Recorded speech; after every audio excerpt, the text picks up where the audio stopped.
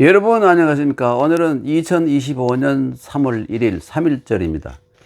대한독립만세라는 이 가장 숭고한 이 외침이 이 방방곡곡에 퍼져야 할 이 시간에 엉뚱한 이 함성이 이 숭고한 대한독립만세라는 이 함성을 묻어버린 이런 기가 막힌 상황이 연출되고 있습니다, 여러분.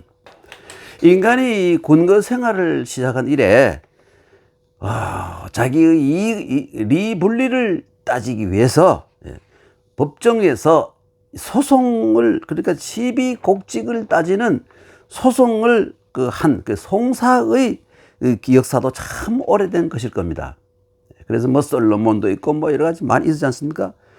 그러니까 이 대략 3000여 년 전에 책인 주역, 주역에 보면 64개가 쭉 늘어져 있는데 보면 근, 곤, 준, 몽, 수, 송, 사. 그러니까 6번째, 64개 가운데 아주 중요한 것부터 나오는데 6번째가 바로 송꾀입니다, 여러분. 송꾀. 송꾀는 천하고 이 수, 천수송이에요. 물론 이 고상한 해석이 있습니다만은 이 한자라리 봤을 때는 이것은 인간이 말이죠. 인간들이 참 지독하게 치고받고 싸우고 아기다tum을 해서 세상을 아수라장으로 만들면 하늘이 이 물폭탄을 이 서양에도 노아의 방주가 있고 동양에도 우임금 때 요순 이때 7년 홍수가 있지 않습니까? 그래서 이 폭풍우를 동반한 엄청난 물을 퍼부어 가지고 싹 없애버리겠다. 그러니까 이건 송은 하지 마라. 하늘의 뜻에 어긋나는 것이다. 이렇게 의미를 가질 수도 부여할 수도 있는 것입니다, 여러분. 물론 주역에서 이렇게 해서 하지는 않지만 답답하니까 이런 말 하는 것이죠. 그래서 여러분이 그 위대한 사상가인 공자가 제일 싫어하는 것도 인간이 이해관계를 가지고 치고받고 싸우는 송이었어요. 이 송을 공자도 제일 싫어했습니다. 그래서 공자님은 말이죠. 소송하는 것, 이 판결하는 것, 재판하는 것, 재판관, 그건 누구나 할 수 있어. 나도 할 수 있어. 그러나 나는 없애겠다. 송, 호, 앞에는 여기 필야. 나는 반드시 이 필야는 반드시란 말이고 송사가 없도록 할지언정 나는 이 세상에 송사라는 것이 없어. 이른바 여러분 공자가 주장하는 대동사회에는 송사가 없어요. 대동사회는요. 물론 이 대동로는 공자의 후예들이 쓴 겁니다만 공자의 사상이 오롯이 거기에 담겨 있다고 볼 수 있죠. 필야, 무송호 이렇게 했습니다. 그 유학의 이념 가운데 하나가 이해관계를 가진 소송이 없게 한다. 이런 의미를 가지고 있습니다. 그런데 지금 우리 대한민국은 큰 송사에 함몰되어 가지고, 엄청난 큰 송사에 함몰되어 가지고, 극단적인 대립을 하고 있지 않습니까? 아까 말씀드렸습니다만은, 이 대한독립만세라는 이 숭고한, 이 구호가 삼천리 방방곡곡에 퍼져야 되는데 엉뚱한 소리가 지금 지축을 흔들고 있으니 이게 참 기가 막힌 일이 아니겠습니까? 어떻게 해야 이 극단적인 대립을 지향하고 중화 그리고 이 화합을 이룰지 참 민주사회의 구성원답지 않게 이 난세의 어려움을 해결할 희세의 영웅이 등장하기를 기대합니다. 민주사회의 구성원답지 않는 얘기죠. 그리고 오늘은 지금 시끌벅적한 단어 네 개의 글자 인용과 기각 이것을 설명하도록 하겠습니다. 인자는 말이죠. 말씀원이 우선 있지 않습니까? 그리고 그 옆에 보면 이 칼도 옆에 보면 점을 찍어가지고 여기에 칼날이 있는 부분이다라는 것을 나타내는 게 인자예요. 그러다가 마음심, 예, 이게 그 인내하다는 말이죠. 이 말씀은이고, 그런데 이 글자의 의미는 어떤 뜻이냐면 어떤 주장을 내가 인내하고 참으면서 받아들인다는 뜻을 가지고 있어요. 그리고 인정하다, 승인하다 이런 의미를 가지고 있어요. 예. 내가 참자, 양보하자 해서 남의 말을 받아들인다, 인용한다, 인정한다 이런 의미를 가진 글자가 인자입니다. 예. 그리고 용자는 말이죠. 용자는 이 부분이 뭐냐면 이 발음이 간몰이라 그러는 사실은 이 발음이 면이에요. 면이라는 발음을 그냥 M-I-A-N 면 하는 면이라는 발음이에요. 가지고 있습니다. 이것은 뭐 이렇게 집이니까 집의 이 부분을 얘기하니까 집의 이 부분이니까 아방궁 같은 큰 집이나 우리 경복궁 같은 큰 궁이나 혹은 뭐 일반 가정이나 그 일반 가정이 하더라도 그 안에 많은 생활에 필요한 물품들이 많이 들어가 있지 않습니까? 많이 용납되어 있잖아요. 그리고 대궐 그 아방궁이나 뭐 경복궁 같은 거 어떻습니까? 예? 이럴 때는 보면 그 안에 많은 사람이 들어갈 수도 있고 물건들도 집게들도 많지 않습니까? 그래서 많은 것을 포용한다는 의미를 가지고 있죠. 예. 그리고 요 밑에는 계곡 곡자가 있는데 이 계곡은 뭡니까? 계곡은 그랜드 캐년 같은 거 얼마나 넓습니까? 그 안에 수백만 명 사람들이 들어갈 수 있고 그 안에는 뭐 여러 가지 짐승도 있고 풀도 있고 나무도 있고 말이죠. 엄청난 많은 것을 포용하지 않습니까? 낮은 자세로. 그래서 노자는 항상 곡신불사, 곡신, 계곡의 신은 영원히 죽지 않는다. 곡신불사론을 내세우고 모든 사람이 높이 올라가려 하지 말고 밑바닥에서 밑을 바치는 존재가 되는 것이 더 훌륭한 것이다. 이런 주장을 하고 있지 않습니까? 예. 그래서 인용이라는 것이 바로 이렇게 돼가지고, 예. 바꿔 말해서 어떤 제시된 어떤 송사를 받아들인다. 이런 뜻이죠. 그렇게, 이래 되면, 뭡니까? 이 죄가 있다고 이제 재판부에서 판결하는 것을 인용이라고 하죠. 예. 그 다음에 기각이라는 거. 완전 반대말이죠. 기각의 기자 원래는 이렇게 썼어요. 여기 아이입니다. 아이, 머리 큰 아이. 이거 거꾸로 나왔어요. 그리고 요 밑에 있는 건 뭐냐면, 이건 또 뭘까? 이건 대나무로 짠 바구니예요.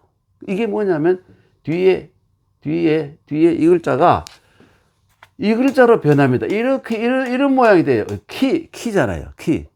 근데 여기 키에다가 키가 이게, 더 정확하게 의미를 밝히기 위해서 여기다가 대부분 대나무를 가지고 얽어 만든다 해서 이게 기자 조선할 때 이게 우리가 쓰는 키예요. 오줌 싸면 소금 끓여갈 때 쓰는 키가 바로 이것이죠.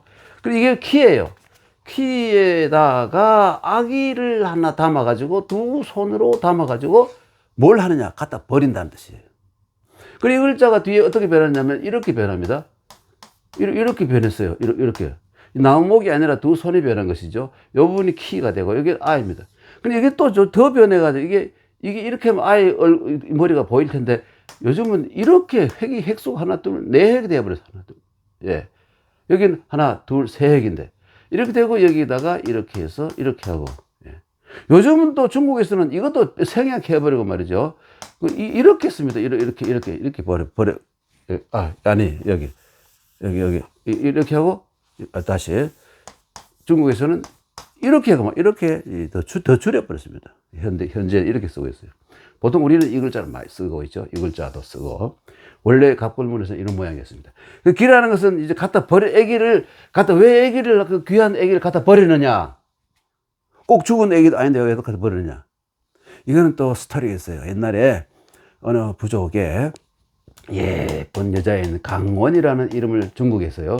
강원이라는 이름을 가진 여자가 있었는데 아마 산보하기를 좋아했던 모양이에요. 그래서 들판에 나갔다 보니까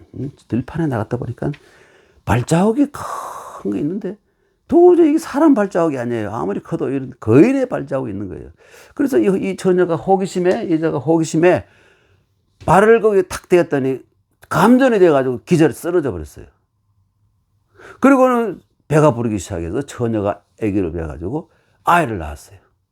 그래서 야 이거 심상치 않다 이거 이 아이를 키웠다가는 뒤에 어떤 큰 재앙을 당할지도 모르겠다 이렇게 해서 마을에서 의논을 해서 갖다 버리기로 한 겁니다. 그래서 갖다 버릴 때 아까 말한 여기 이 애기를 키에다가 담아가지고 왼손 오른손 가지고 갖다 버리게 이렇게 해서 만든 글자가 바로 이 기자입니다. 버릴 기자예요. 그래서 이 아이는 이름이 기가 됐어요. 근데 버렸더니 뭐 새들이 와서 또 보호하고 춥다고 보호하고 또 짐승들이 와서 젖을 먹이고 뭐 이렇게 해서 안 죽어요. 그래서 쟤는 죽을 운명이 아니구나 해서 다시 데리고 왔다는 거예요. 데리고 와서 이름을 기라고 지었어요. 기라고. 근데 이 아이는 어릴 때부터 밖에 나가서 말이에요. 밖에서 이 들에서 밖에 버린 적이 있어서 그런지 버림받아서 그런지 들을 좋아하고 나가서 이 들에 있는 수많은 그 곡식들을 있지 않습니까? 이것을 굉장히 좋아하고 키우고 기르고 뭐 연구하고 이래요.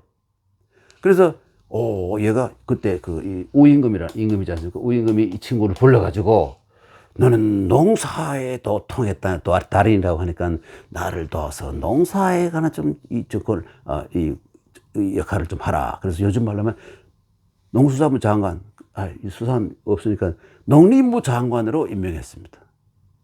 그리고 이 농림부 장관이 뭐냐면 그 당시의 이 오곡 가운데서 가장 대표적인 곡식이 직이었습니다. 피. 이때 먹는 피예요. 버리는 피가 아니고 이 피직이죠. 그래서 이 후라는 것은 뭐냐면 담당한다 이런 뜻이에요. 이 곡식을 담당하는 장관 관리. 그래서 후직이라. 이 후직이 바로 벼슬 이름이죠. 아까 말한 기의 벼슬 이름이에요. 벼슬 이름인데 이 사람의 후손들이 점점 커가지고 주나라. 그러니까 천하를 통일하는 주나라의 그러니까 후손들이 그렇게 되었으니까 후직은 바로 기는 주나라의 시조가 된 겁니다. 이렇게. 기가 하여튼 버리다 하는 뜻을 가지고 있다 그랬죠. 그리고 각자는 뭐냐면 각자는 원래 이 곡자에다가 이렇게 요건 뭐냐 끌어앉은 사람이잖아요. 끌어앉은 사람 이게 이렇게 변합니다. 병부제르라는 것은 그건 그냥 속설이고 원래 끌어앉은 사람인데요. 요거는 발음 기호 역할. 이 사람은 이게 뭘 뜻하기 위해서 이 글자를 만들었냐면 뭐 앞에 왕이 있다든지 뭐 무서운 존재에서 뒤로 물러나는 거. 뒤로 물러나는 것을 의미하기 위해서 이 글자를 만들었어요. 뒤로 물러가다. 그리고 또 높은 사람 입장에서 물러가라. 물려버리는 거. 이게 바로 각자입니다. 그런데 이 글자가 요 뒤에 요 부분이 요 부분은 거자로 바뀌었어요. 이렇게. 이건 속자예요, 속자. 뭐 거로 써도 이걸 써도 마찬가지. 이거 둘 다 발음이니까 별로 관계가 없습니다. 오히려 요걸 쓰니까 뒤로 물러가라. 여기도 의미가 더 선명한 것 같이 보이죠. 그래서 각자를 쓰게 된 겁니다. 그래서 기각 그러면 자 이렇게 하면 뭡니까? 이렇게 하면 버리고 물러가게 하고. 그러니까 뭡니까? 대통령을 파면해 달라 하는 것을 그러한 주장을 기각한다. 기각이 되고 용인한다 하면 그것을 일리가 있다고 해서 받아들인다.